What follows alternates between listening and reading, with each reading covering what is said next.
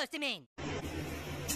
Hi guys, welcome to my vlog. At for today's video, gusto ko muna magbigay ng comment patungkol sa mayabang na matandang ito, no? Ay, sorry, hindi pala matanda.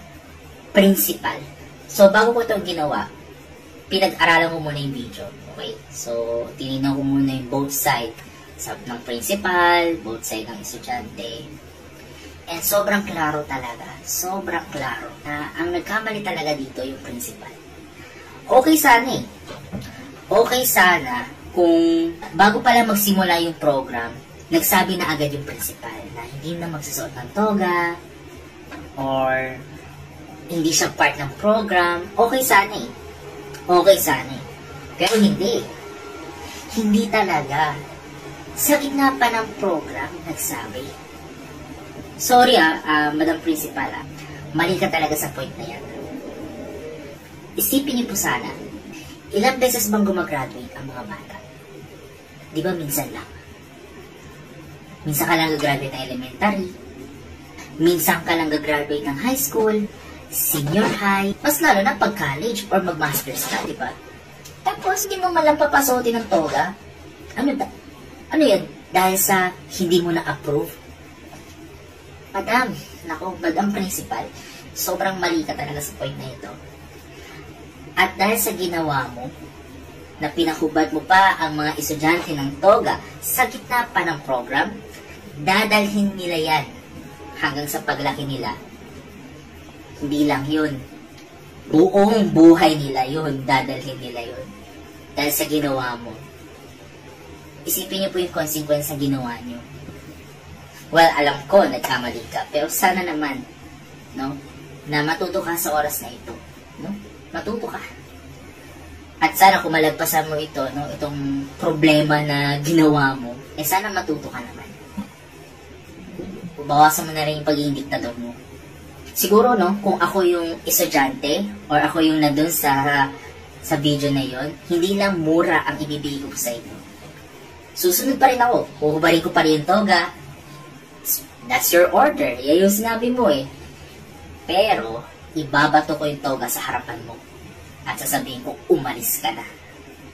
So, yun lang, guys. So, sobrang nainis talaga ako sa matandang to. Talagang, ang yabang, no? Ang yabang talaga.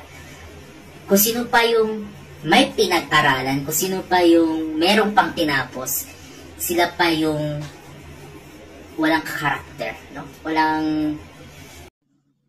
Isa pong mainit na issue ngayon ang viral video na ito na minura ng isang estudyante ang isang principal habang nag-speech ito sa entablado.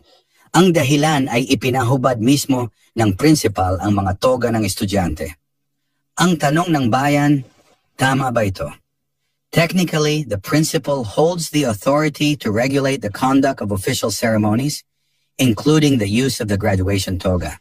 Kung totoong ang walang approval ang pagsuot ng toga, may batayan ang principal na i-correct ito. Pero mga kababayan, ang tanong dito, tama ba ang paraan ng pagpapatupad sa gitna ng graduation, harap ng mga magulang, guro at kapwa estudyante? Ang pagpapahubad ng toga in public can be seen as humiliating. It could have been addressed in a more respectful, discreet manner. On the other hand, ang pagbitiw po ng bastos na pananalita laban sa principal is a serious offense.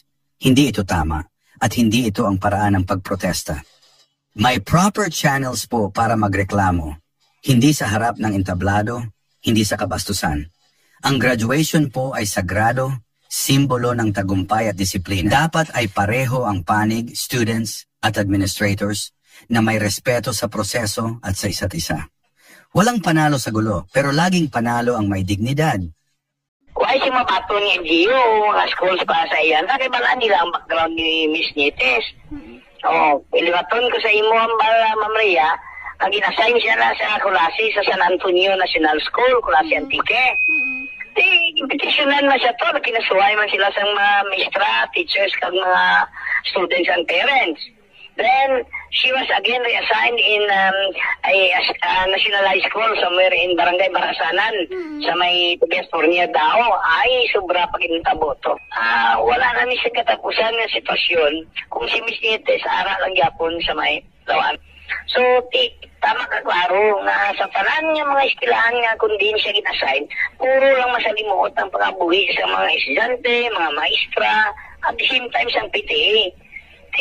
Din kayo mo kakita sa ginambal ko, ma'am, na may nakapastar ng mga teachers sa ilang mga classroom na sa... Good morning. I want everything to be in order and especially this activity, the graduation, the teaching uniform, and we are silent. So please, if you are doing something against the rules of the law, taki, because this will continue as in the authority prescribed. Okay? I have already taken your pictures and I have already documented everything. Let us not make the rule of the law run over this activity because this is the activity of permanent education. So, just take off your cover because it is not prescribed as your uniform for graduation. Okay? School uniform with your ribbons and your sablay. That's all. RMI police for you.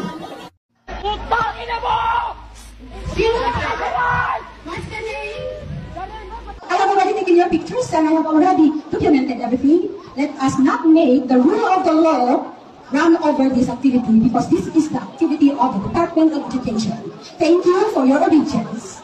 So, just take off your toga because it is not prescribed as your uniform for graduation. School uniform with your ribbons and your sablay. That's all. We are training our learners to be disciplined and obedient to authority. What kind of attitude are we giving them? What kind of practice and what kind of examples are we giving them? Disobedience to lawful authorities? I don't want to see anybody with your hats and your togas because it is not indeed order.